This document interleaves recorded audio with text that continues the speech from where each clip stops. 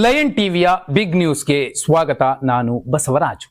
ಸರ್ಕಾರ ಸಿದ್ಧಪಡಿಸಿದ ಭಾಷಣ ಓದದೆ ರಾಜ್ಯಪಾಲರು ಜಂಟಿ ಅಧಿವೇಶನದಿಂದ ಹೊರ ನಡೆದ ವಿಚಾರ ಇಂದೂ ಕೂಡ ವಿಧಾನಸಭೆ ಮತ್ತು ವಿಧಾನ ಪರಿಷತ್ನಲ್ಲಿ ಗದ್ದಲ ಕೋಲಾಹಲ ಸೃಷ್ಟಿಸಿತ್ತು. ಆಡಳಿತ ವಿಪಕ್ಷಗಳ ಟಾಕ್ ವಾರ್ ಎಲ್ಲೆ ಮೀರಿತ್ತು. ಮತ್ತೊಂದೆಡೆ ಅಧಿಕಾರಿಗೆ ಬೆದರಿಕೆ ಹಾಕಿದ ಕೇಸ್ನಲ್ಲಿ ಕಾಂಗ್ರೆಸ್ಸಿಗನ ತಲೆದಂಡವಾಗಿದ್ದು ಕೊನೆಗೂ ಮುಜುಗರದಿಂದ ರಾಜ್ಯ ಕಾಂಗ್ರೆಸ್ ತಪ್ಪಿಸಿಕೊಂಡಿರುವಂತಹ ಸಾಕಷ್ಟು ಸುದ್ದಿಗಳಿದಾವೆ. ಆ ಸುದ್ದಿಗಳನ್ನು ಒಂದೊಂದಾಗಿ ನೋಡೋಣ ಬನ್ನಿ. ವಿಧಾನ ಪರಿಷತ್ನಲ್ಲಿ ಬಿಜೆಪಿ ಸದಸ್ಯರ ಗದ್ದಲ ಮಿತಿ ಮೀರಿತ್ತು. ರಾಜ್ಯಪಾಲರನ್ನ ಅವಮಾನಿಸಿರುವ ಕಾಂಗ್ರೆಸ್ ಸದಸ್ಯ ಬಿಕೆ ಹರಿಪ್ರಸಾದ್ ಅವರನ್ನ ಸದನದಿಂದ ಅಮಾನತುಗೊಳಿಸಬೇಕೆಂದು ಒತ್ತಾಯಿಸಿ ಗದ್ದಲ ಉಂಟು ಮಾಡಿದ್ರು. ಯಾರು? ಬಿಜೆಪಿಯ ಸದಸ್ಯರು. ಹೀಗಾಗಿ ಕಲಾಪವನ್ನ ಕೆಲಕಾಲ ಮುಂದೂಡಲಾಯಿತು. ಇಂದು ಕಲಾಪ ಆರಂಭವಾಗುತ್ತಿದ್ದಂತೆಯೇ ಈ ವಿಷಯದ ಬಗ್ಗೆ ಪ್ರತಿಪಕ್ಷ ನಾಯಕ ಛಲವಾದಿ ನಾರಾಯಣ ಸ್ವಾಮಿ ಪ್ರಸ್ತಾಪಿಸಿದ್ರು. ರಾಜ್ಯಪಾಲರಿಗೆ ಮಾಡಿದ ಅಪಮಾನ, ಸಂವಿಧಾನಕ್ಕೆ ಮಾಡಿದ ಅಪಮಾನ, ನಾವು ಗೂಂಡಾಗಿರಿಯನ್ನ ಸಹಿಸುವುದಿಲ್ಲ ಎಂದು ಗುಡುಗಿದ್ರು. ಬಿಜೆಪಿ ಆರೋಪಕ್ಕೆ ಉತ್ತರಿಸಿದ ಹರಿಪ್ರಸಾದ್, ಇವರು ಪೋಕ್ಸೋ ಪ್ರಕರಣದ ನಾಯಕರಿಗೆ ಹಾರ ಹಾಕುವ ಜನ, ಅಪಕ್ಷದವರು, ಇವರಿಂದ ಪಾಠ ಕಲಿಬೇಕಾ ಅಂತ ಟಾಂಗ್ ಕೊಟ್ಟಿದ್ದಾರೆ. ತುಂಬಾ ಸಿಂಪಲ್. ಸಂವಿಧಾನದ 176ನೇ ವಿಧಿಯ ಅನ್ವಯ ರಾಜ್ಯಪಾಲರು ಭಾಷಣ ಮಾಡಲೇಬೇಕಿತ್ತು.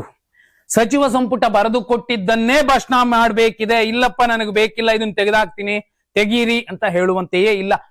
ಸರ್, ನಿಮ್ಮ ಕರ್ತವ್ಯವನ್ನ ನೀವು ನಿಭಾಯಿಸಲೇಬೇಕು, ಬಿಟ್ಟು ಹೋಗ್ಬೇಡಿ ಅಂತ ರಾಜ್ಯದ ಹಿತ ಕಾಯೋದಕ್ಕೋಸ್ಕರ ಒಬ್ಬ ವಿಧಾನ ಪರಿಷತ್ ಸದಸ್ಯ ತಡೆಯುವಂತದ್ದು, ಪ್ರಶ್ನಿಸುವಂತದ್ದು ತಪ್ಪಲ್ಲ. ಹಾಗೆ ನೋಡಿದ್ರೆ ವಿಧಾನಸೌಧದ ಒಳಗಡೆ, ಸದನದ ಒಳಗಡೆ ಶೋಲ್ಟರ್ ಹಾಕೊಂಡು ಕಿರ್ಚಾಡಿ ಎಗರಾಡಿ ಗೂಳಿಯಟ್ಟಿ ಶೇಖರ್ ಮಾಡಿದ್ರಲ್ಲ, ಅದು ಸದನದ ಮರ್ಯಾದೆಗೆ ಧಕ್ಕೆ ತರುವಂತದ್ದು. ಆ ಕಾರಣಕ್ಕೋಸ್ಕರ ಅವರನ್ನ ಸಸ್ಪೆಂಡ್ ಮಾಡಿದ್ರು. ಬಿಕೆ ಹರಿಪ್ರಸಾದ್ ಅವರು ಆ ಕೆಲಸ ಮಾಡಲಿಲ್ಲ. ರಾಜ್ಯದ ಹಿತವನ್ನ ಕಾಯ್ಬೇಕಾಗಿರುವಂತದ್ದು ರಾಜ್ಯದ ಸಂವಿಧಾನದ ಮುಖ್ಯಸ್ಥರಾಗಿ ರಾಜ್ಯಪಾಲರ ಕರ್ತವ್ಯ ಆಗಿತ್ತು. ಅವರೇ ಮೈಮರೆತು ಕೂತಾಗ ಬಿಕೆ ಹರಿಪ್ರಸಾದ್ ಅವರು ಪ್ರಶ್ನೆ ಮಾಡಿದ್ದು, ತಡೆದಿದ್ದು ತಪ್ಪಲ್ಲ. ವಿಧಾನಸಭೆಯಲ್ಲೂ ಭಾರಿ ಕೋಲಾಹಲ ಉಂಟಾಗಿತ್ತು. ಸಚಿವ ಭೈರತಿ ಸುರೇಶ್ ಕುರಿತಾಗಿ ಬಿಜೆಪಿ ಸದಸ್ಯ ಸುರೇಶ್ ಕುಮಾರ್ ಮಾತುಗಳು ಟಾಗ್ ವಾರ್ಗೆ ಕಾರಣವಾಗಿತ್ತು. ಆರೋಪ ಪ್ರತ್ಯಾರೋಪದ ವೇಳೆ ಭೈರತಿ ಸುರೇಶ್ ಮಧ್ಯಪ್ರವೇಶ ಮಾಡಿದ್ದಕ್ಕೆ ಆಕ್ಷೇಪ ವ್ಯಕ್ತಪಡಿಸಿದ ಬಿಜೆಪಿ ಶಾಸಕ ಸುರೇಶ್ ಕುಮಾರ್, ಸಂಯಮಿ ಸುರೇಶ್ ಕುಮಾರ್ ಮಾತಿನ ಭರದಲ್ಲಿ 9 ತಿಂಗಳಿಗೆ ಹುಟ್ಟಿದ್ರೆ ಸರಿಯಾಗಿರ್ತಿತ್ತು, 7 ತಿಂಗಳಿಗೂ ಹುಟ್ಟಿದ್ದೀರಿ ಎಂದು ಅಣಕಿಸಿದ್ದಾರೆ. ಇದು ಕಾಂಗ್ರೆಸ್ ಸದಸ್ಯರ ಪಿತ್ತ ನೆತ್ತಿಗೆ ಇರುವಂತೆ ಮಾಡಿದೆ. ಬಳಿಕ ಸುರೇಶ್ ಕುಮಾರ್ ಕ್ಷಮೆಯಾಚನೆಗೆ ಪಟ್ಟು ಹಿಡಿದ ಘಟನೆ ಕೂಡ ನಡೀತು. ಅನಂತರದಲ್ಲಿ ಕ್ಷಮೆಯಾಚನೆಯನ್ನು ಕೂಡ ಮಾಡಿದ್ರು. ಸುರೇಶ್ ಕುಮಾರ್ ಅಂದ ಕೂಡಲೇ ಒಬ್ಬ ಸಂಯಮಿ, ಒಬ್ಬ ಅಜಾತ ಶತ್ರು, ಅವರು ಕಚಡಾತನದ ಲಫ್ಡಾತನದ ಮಾತುಗಳು ಆಡೋದೇ ಇಲ್ಲ, ಅವರು ಪ್ರಸನ್ನ ಗಂಭೀರ ವದನ ವಚನ ರಚನ ಚತುರ ಅಂತೆಲ್ಲ ಸಾಕಷ್ಟು ಜನ ಹೇಳ್ತಿರ್ತಾರೆ. ಆದ್ರೆ ಸದನದ ಒಳಗಡೆ ಇದೇ ರಮೇಶ್ ಕುಮಾರ್ ಅವರ ಒಂದು ಹೇಳಿಕೆ ಬಂದಾಗ ಪುಂಖಾನುಪುಂಖವಾಗಿ ಮಾತಾಡಿದವರು ಸುರೇಶ್ ಕುಮಾರ್. ಆದ್ರೀಗ ಅದೇ ಸುರೇಶ್ ಕುಮಾರ್ 7 ತಿಂಗಳು ಹುಡ್ದವ್ರು ಆಡ್ದಂಗೆ ಆಡ್ತೀರಿ ಅಂತ ಹೇಳುವಂತಹ ಪದ ಇದೆಯಲ್ಲ, ಅದು ಸ್ವಚ್ಚಾರಿತ್ರ ಪೂರ್ಣತೆಯಿಂದ ಆಡುವ ಮಾತ. ಅವರೇ ಉತ್ತರಿಸಬೇಕು. ರಾಜ್ಯಪಾಲರು ಕೇಂದ್ರ ಸರ್ಕಾರದ ಏಜೆಂಟಾ? ಅವರು ಬಿಜೆಪಿ ಪರ. ಕೇಂದ್ರ ಸರ್ಕಾರದ ಏಜೆಂಟ್ ಅಂತ ಘೋಷಣೆ ಮಾಡಲಿ, ಆಗ ಈ ಪ್ರಶ್ನೆಯೇ ಬರಲ್ಲ. ಹೀಗಂತ ಮಂಡ್ಯದಲ್ಲಿ ಸಚಿವ ಎನ್ ಚೆಲುವರಾಯಸ್ವಾಮಿ ಗರಂ ಆಗಿದ್ದಾರೆ. ಭಾಷಣ ಮಾಡದೇ ಹೋದ್ರಲ್ಲ, ಇದು ರಾಜ್ಯಪಾಲರಿಗೆ ಗೌರವಾನ? ತಮಿಳುನಾಡು, ಕೇರಳದಲ್ಲೂ ಇದೇ ಆಗಿದೆ. ಇದರಿಂದ ರಾಜ್ಯಗಳ ಪ್ರಜಾಪ್ರಭುತ್ವ ಹಾಳಾಗ್ತಿದೆ. ಕೇಂದ್ರ ಸರ್ಕಾರ, ಮೋದಿ, ಅಮಿತ್ ಶಾ ಈ ರೀತಿ ಡೈರೆಕ್ಷನ್ ಕೊಡಬಾರದು. ನಿನ್ನೆ ಅಧಿವೇಶನದಲ್ಲಿ ವಿಪಕ್ಷ ನಾಯಕ ನಡೆದುಕೊಂಡ ರೀತಿ ಶೋಭೆಯಲ್ಲ. ಕೇಂದ್ರ ಸರ್ಕಾರದ ಸೂಚನೆಯಂತೆ ಅಶೋಕ್ ಅಗ್ರೆಸಿವ್ ಆಗಿದ್ರು, ಬಾಯಿಗೆ ಬಂದಂದನ್ನ ಮಾತನಾಡಿ ಕೆಟ್ಟದಾಗಿ ನಡೆದುಕೊಂಡ್ರು. ಯಾರು ಯಾರಿಗೆ ಪಾಠ ಕಲಿಸುವ ಅವಶ್ಯಕತೆ ಇಲ್ಲ ಎಂದು ಚೆಲುವರಾಯಸ್ವಾಮಿ ಅವರು ಗುಡುಗಿರುವಂತದ್ದು. ಹೌದು, ಎಲ್ಲೋ ಒಂದು ಕಡೆ ಮೇಲ್ನೋಟಕ್ಕೆ ಈ ರಾಜ್ಯದ ಸಂವಿಧಾನದ ಮುಖ್ಯಸ್ಥರಾಗಿ ರಾಜ್ಯಪಾಲರು ನಾಡಿನ ಹಿತಕ್ಕೋಸ್ಕರ ಧ್ವನಿ ಎತ್ತಬೇಕಿತ್ತು. ಬದಲಾಗಿ ಅವ್ರು ಹೇಳಿದ್ದೇನು 11 ಪ್ಯಾರಾ ತೆಗೆದಾಕಿ. ಯಾಕೆ? ನರೇಗಾ ಯೋಜನೆಯನ್ನ ಬದಲಾಯಿಸಿ ಹೆಸರು ರಾಮ್ಜಿ ಅಂತೇನೋ ಮಾಡಿರುವಂತಹ ಕ್ರಮ ಮತ್ತು ಅಲ್ಲಿ ಒಂದಷ್ಟು ಅನುದಾನಗಳ ಯಾವ ರೀತಿ ಬಳಕೆ ಆಗ್ಬೇಕು, ಕೇಂದ್ರದ್ದು ರಾಜ್ಯದ್ದು ಅನ್ನುವಂತಹ ಚರ್ಚೆ ಬಂದಾಗ ಹೆಚ್ಚಿನ ಪಾಲು ರಾಜ್ಯಗಳಿಗೆ ಹಾಕಿ, ಆದ್ರೆ ಆ ಯೋಜನೆಯ ಕ್ರೆಡಿಟ್ ಅನ್ನ ಕೇಂದ್ರ ತೆಗೆದುಕೊಳ್ಳುವಂತಹ ಕ್ರಮಗಳೇನಿತ್ತು ಅದನ್ನ ಧಿಕ್ಕರಿಸಿದ್ದಾರೆ. ಅಂತಹ ನಡೆಯನ್ನ ರಾಜ್ಯದ ಹಿತ ಕಾಯುವ ರಾಜ್ಯಪಾಲರಾಗಿ ನನ್ನ ಸರ್ಕಾರ ಅಂತ ಭಾಷಣ ಮಾಡುವ ಮಾಡಲಿರುವ ರಾಜ್ಯಪಾಲರು ಸಚಿವ ಸಂಪುಟ ಕೊಟ್ಟಂತಹ ಮಾತುಗಳನ್ನ ಹೇಳಬಹುದಿತ್ತು. ಆದ್ರೆ ವಿವೇಚನೆಗೆ ಬಿಟ್ಟ ವಿಚಾರ ಅಂತ ಮೊದಲ ಸಾಲು ಕೊನೆ ಸಾಲು ಹೇಳಿ ಜೈ ಹಿಂದ್ ಜೈ ಕರ್ನಾಟಕ ಅಂತ ಹೇಳೋಗಿದ್ದಾರೆ. ಮೇಲ್ನೋಟಕ್ಕೆ ಎಲ್ಲೋ ಕೇಂದ್ರ ಸರ್ಕಾರದ ಪ್ರೆಷರ್ ಇದ್ದಿರಬಹುದಾ ಅಂತ ಅನ್ಸುತ್ತೆ. ಚಲುವರಾಯಸ್ವಾಮಿ ಅವರು ಅದನ್ನೇ ಹೇಳ್ತಿದ್ರು. ಕೇಂದ್ರ ಸಚಿವ ಎಚ್ ಡಿ ಕುಮಾರಸ್ವಾಮಿ ಪರೋಕ್ಷವಾಗಿ ರಾಜ್ಯ ರಾಜಕಾರಣಕ್ಕೆ ಬರುವ ಸುಳಿವು ನೀಡಿದ್ದಾರೆ. ಮಂಡ್ಯ ಜಿಲ್ಲೆಗೆ ಭೇಟಿ ಕೊಟ್ಟಿದ್ದ ವೇಳೆ ಮಾಧ್ಯಮಗಳ ಪ್ರಶ್ನೆಗೆ ಉತ್ತರಿಸಿದ್ರು. ಕರ್ನಾಟಕ ರಾಜ್ಯವೇ ನನ್ನ ಪರಿಮಿತಿ, ಜನರು ಎಲ್ಲಿ ಅಪೇಕ್ಷೆ ಮಾಡುತ್ತಾರೋ ಅಲ್ಲಿಂದ ಸ್ಪರ್ಧೆ ಮಾಡ್ತೀನಿ. ಮಂಡ್ಯದಿಂದ ಲೋಕಸಭಾ ಚುನಾವಣೆಗೆ ನಿಲ್ಲುವ ಉದ್ದೇಶ ಇರಲಿಲ್ಲ. ಪುಟ್ಟರಾಜು ಅವರನ್ನ ನಿಲ್ಲಿಸಬೇಕು ಎಂದುಕೊಂಡಿದ್ದೆ. ಅವತ್ತು ಅನಿವಾರ್ಯವಾಗಿ ನಾನು ಎಲೆಕ್ಷನ್ಗೆ ನಿಂತೆ. ಸಂಸದನಾಗಿದ್ದೀನಿ, ಕೇಂದ್ರ ಮಂತ್ರಿ ಆಗಿದ್ದೀನಿ, ಆಗ್ತೀನಿ ಅಂತ ನನಗೆ ಗೊತ್ತಿರಲಿಲ್ಲ. ನಮ್ಮ ಪಕ್ಷದಿಂದ ಬೇರೆ ಪಕ್ಷಕ್ಕೆ ಹೋದವರು ಜೆಡಿಎಸ್ ಕತೆ ಮುಗೀತು ಅಂದ್ರು. ಆದ್ರೆ ನಮ್ಮ ಪಕ್ಷ ಯಾವ ರೀತಿಯಲ್ಲಿ ಗಟ್ಟಿ ಆಗ್ತಿದೆ ಅನ್ನುವುದು ಅವರಿಗೆ ಗೊತ್ತಿಲ್ಲ. ಕೆಲವರಿಗೆ ಜೆಡಿಎಸ್ ಪಕ್ಷದ್ದೇ ಯೋಚನೆ, ನಮ್ಮ ಪಕ್ಷವನ್ನು ಮುಗಿಸಬೇಕು ಅನ್ನುವುದೇ ಅವರ ಚಿಂತೆ ಅಂತ ಕಾಂಗ್ರೆಸ್ಸಿಗರ ಬಗ್ಗೆ ಲೇವಡಿ ಮಾಡಿದ್ದಾರೆ.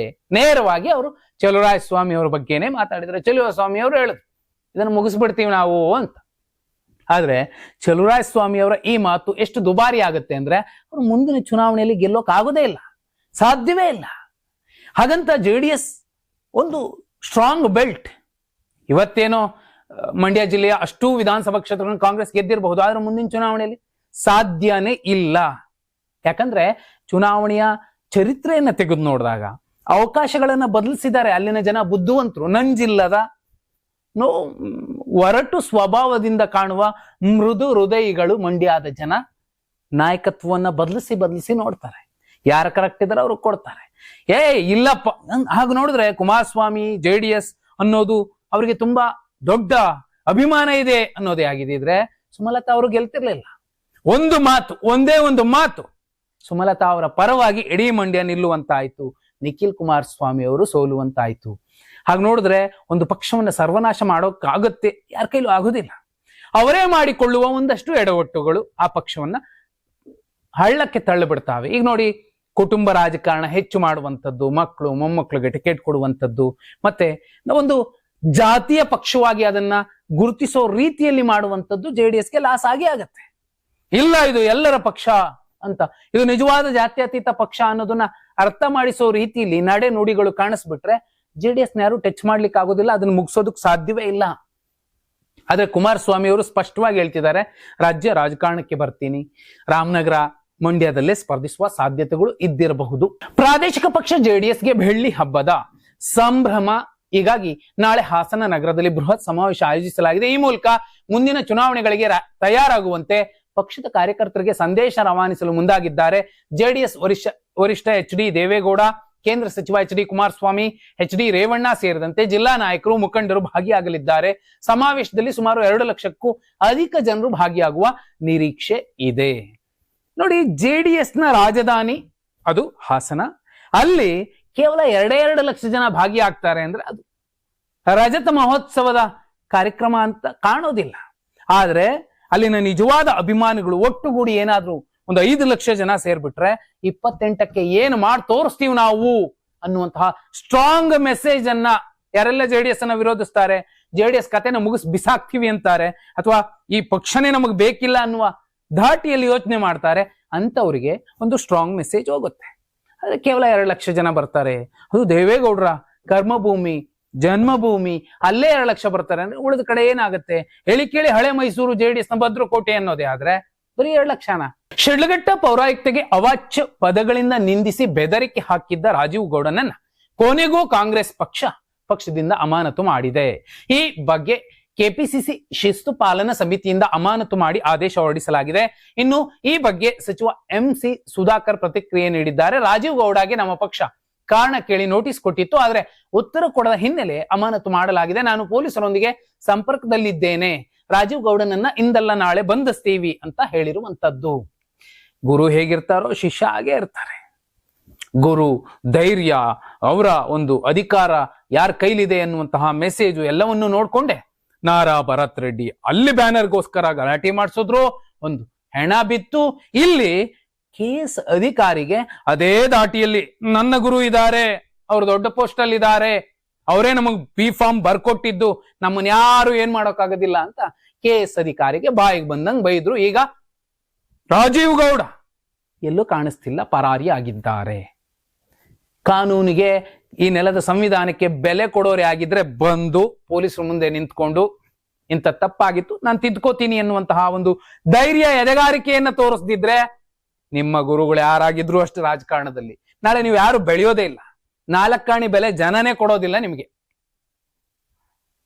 ಆ ಕಾರಣಕ್ಕೋಸ್ಕರನೇ ಅವರು ಅತ್ಯುನ್ನತ ಪೋಸ್ಟ್ ಅಲ್ಲೂ ಕೂರೋಕ್ ಆಗ್ತಿಲ್ಲ ಪಾಪ, ಇಂತಹ ಶಿಷ್ಯರನ್ನ ಕಟ್ಕೊಂಡು. ಪ್ರಜ್ವಲ್ ರೇವಣ್ಣ ವಿರುದ್ಧ ಅಪರಾಧ ಸಾಬೀತುಪಡಿಸಿದ ತನಿಖಾ ತಂಡಕ್ಕೆ ಗೃಹ ಇಲಾಖೆ ನಗದು ಬಹುಮಾನ ಘೋಷಿಸಿದೆ. ತನಿಖಾ ತಂಡದ 30 ಅಧಿಕಾರಿಗಳು ಹಾಗೂ ಸಿಬ್ಬಂದಿಗೆ 25 ಲಕ್ಷ ರೂಪಾಯಿ ನಗದು ಬಹುಮಾನ ಘೋಷಣೆ ಮಾಡಿದೆ. ಪ್ರಜ್ವಲ್ ರೇವಣ್ಣ ಪ್ರಕರಣ ತನಿಖಾ ತಂಡಕ್ಕೆ 25 ಲಕ್ಷ ರೂಪಾಯಿ ಹಾಗೂ ಪೊಲೀಸ್ ಇಲಾಖೆಯಲ್ಲಿ ಉತ್ತಮ ಕಾರ್ಯನಿರ್ವಹಿಸಿದ ವಿವಿಧ ದರ್ಜೆಯ ಅಧಿಕಾರಿ ಸಿಬ್ಬಂದಿಗೆ ಒಟ್ಟು 35 ಲಕ್ಷ ರೂಪಾಯಿ ಬಹುಮಾನವನ್ನು ಘೋಷಿಸಿದೆ. ಇನ್ನು ವಿಶೇಷ ತನಿಖಾ ತಂಡವು ಪ್ರಜ್ವಲ್ ವಿರುದ್ಧದ ಒಟ್ಟು 4 ಪ್ರಕರಣಗಳು ಹಾಗೂ HD ರೇವಣ್ಣ ವಿರುದ್ಧದ 1 ಪ್ರಕರಣದ ಬಗ್ಗೆ ಸಮರ್ಪಕವಾಗಿ ತನಿಖೆ ಕೈಗೊಂಡು ಸಾಕ್ಷ್ಯಾಧಾರಗಳನ್ನು ಸಂಗ್ರಹಿಸಿತ್ತು. ಒಟ್ಟು 5 ಪ್ರಕರಣಗಳಲ್ಲಿ ದೋಷಾರೋಪಣ ಪಟ್ಟಿಯನ್ನ ಸಿದ್ಧಪಡಿಸಿ ಘನ ನ್ಯಾಯಾಲಯಕ್ಕೆ ಸಲ್ಲಿಸಿತ್ತು. ಒಂದ್ ಕಡೆ JDS ರಜತ ಮಹೋತ್ಸವದ ಸಂದರ್ಭದಲ್ಲಿ ಹಾಸನದಲ್ಲಿ ದೊಡ್ಡ ಸಮಾವೇಶ ಮಾಡ್ತಿದ್ರೆ, ಅದೇ ಪಕ್ಷದ ಒಬ್ಬ ಸಂಸದರಾಗಿದ್ದವರು, ದೊಡ್ಡ ರಾಜಕೀಯ ಹಿನ್ನೆಲೆಯ ಕುಟುಂಬದ ಯುವಕ ಮಾಡಿದ್ದಂತಹ ಲಫಡಾತನಗಳಿಗೆ ಕೋರ್ಟ್ ಮುಂದೆ ಬಂದು ನಿಂತಿದೆ. ಆ ಕಚಡಾತನಗಳೆಂತವು ಅನ್ನೋದನ್ನ ಅಲ್ಲಿನ ಜನಾನೇ ಬೈಕೊಂಡು ಓಡಾಡ್ತಿದ್ದಾರೆ. ಅಂತಹ ಸಂದರ್ಭದಲ್ಲೂ ನಾವು 2 ಲಕ್ಷ ಜನ ಸೇರಿಸ್ತೀವಿ ಅಂತಿದ್ದಾರೆ. ಈ 25 ಲಕ್ಷನೋ 35 ಲಕ್ಷನೋ ಬಹುಮಾನ ಘೋಷಿಸಿರುವಂತದ್ದು ಇದೆಯಲ್ಲ ನಡೆ, ಇದು ನಾಳೆ ಚರ್ಚೆ ಆಗುತ್ತೆ. ಅವ್ರ ಸಮಾವೇಶದ ಸಂದರ್ಭಕ್ಕೆ ಸರಿಯಾಗಿ ಇವರು ಬಿಟ್ಟಿರೋದು ನೋಡಿದ್ರೆ ಎಲ್ಲೋ ಒಂದು ಕಡೆ ಇದು ರಾಜಕಾರಣ ಇದ್ದಿರಬಹುದು ಅನ್ಸುತ್ತೆ. ಇದು ಇವತ್ತಿನ ಪ್ರಮುಖ ಸುದ್ದಿಗಳಾಗಿದ್ವು. ನಾಳೆ ಕೂಡ ಪ್ರಮುಖ ಸುದ್ದಿಗಳನ್ನೇ ಸರಳವಾಗಿ ಸಮಗ್ರವಾಗಿ ಹೇಳುವಂತಹ ಪ್ರಯತ್ನ ಮಾಡ್ತೀವಿ. ಧನ್ಯವಾದ. ಶುಭರಾತ್ರಿ.